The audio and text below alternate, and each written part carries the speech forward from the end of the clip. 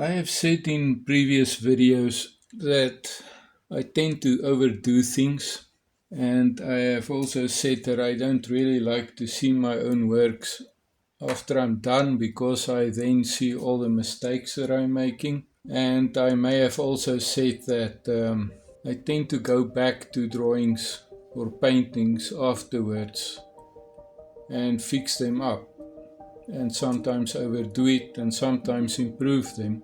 So with this Napier Railton hanging in my room for the last 2 months, a few things of it bothered me. And the main thing is that the foreground to me is too sharp and too detailed, and for that reason the painting looked to me like it was very much like the photograph. The car was just frozen in time and it wasn't really moving as I would like it to. And I decided to soften up the foreground, which is what this video is all about. So basically I glazed white paint. I know they say you shouldn't glaze with white, but I didn't want to blotch out the work that's been done completely. I just wanted to make it softer and lighter, so I glazed white paint over it, which I'm doing now. And I think it's already looking a lot better, because the original way I had it was just way too sharp, with the stripy texture of the road. To me, the road will be more blurry, more softer. You'll have this, what do photographers call it? Motion blur, something like that. And I wanted that in the painting, so that people can see that the car is speeding. I'm still softening everything with the white at this stage. And then I decided I was gonna use colors for the surface of the track. I wanted to use bright colors. I was gonna try it, make it less dull, less grey.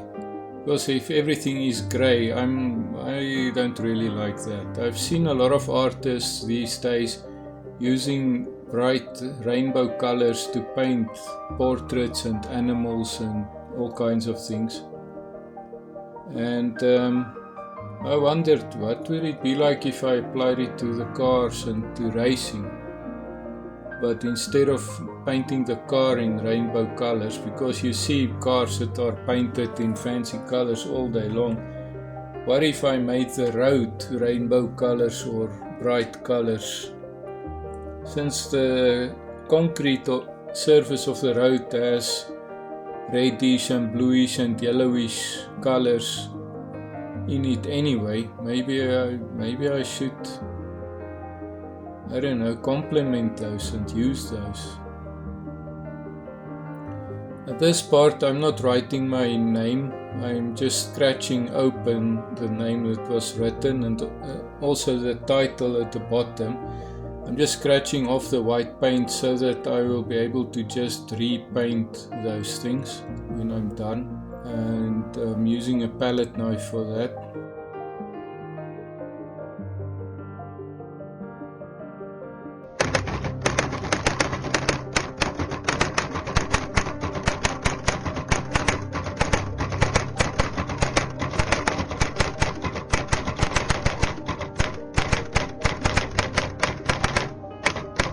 I'm also putting some white on the trees in the background, as well as the sky in the background, because I thought the sky was too blue.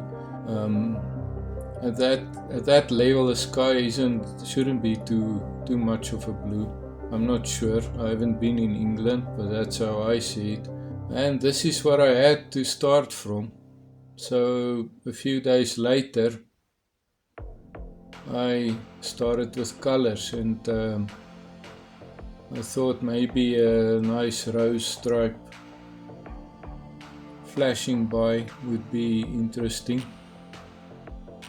If you look at the background of the painting, there are some red shades in the concrete surface. And I didn't want it to be too sharp, so I wiped off some of it again. And I thought, well, that blue of the embankments at the back, it's greyish, but what if I use blue? Maybe some yellow with it, make it green, like moss, you know. Maybe there is some kind of a little bit of moss growing there. So I'm putting blue on it now. And after the blue, I'm gonna add some yellow. Yeah, a lot of yellow, not too much though. The yellow has a very strong pigment. In water painting it's not like that, but in oil painting the yellow is extremely strong, and I have to wipe off most of what I've painted on afterwards. And then I'm blending the yellow into the rose, making a nice orange shade.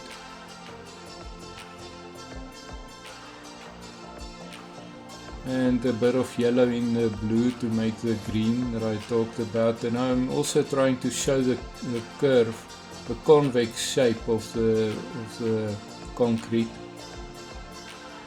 which I didn't think came out correctly in a previous version of this painting before I reworked it. And then there's a part on the car, a bit of shading there that I forgot to add.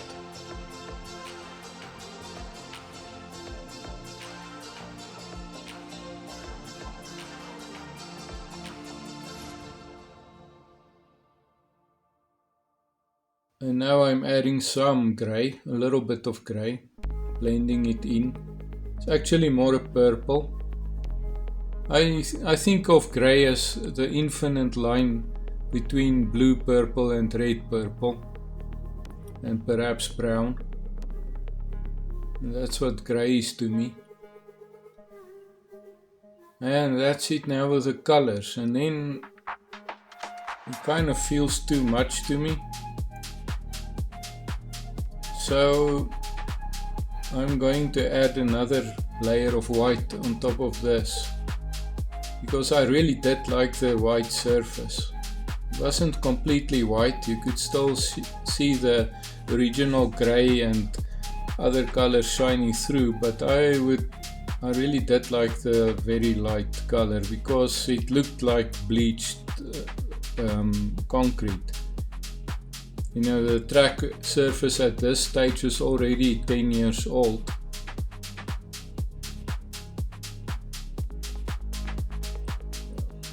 And now I'm rewriting the name and the title. The colors are neatly blended in now, so they are much softer, and it makes the whole scene a bit more dreamy as well, I think. I like it that way. There shouldn't be too much for the eyes to focus on apart from the car, because the car, like I said, is the main story. And back goes the fingerprint, and this is what it looks like. I hope you enjoy it, and I hope someone buys it. It's always hope when you paint something like this. Please like, subscribe, and keep well.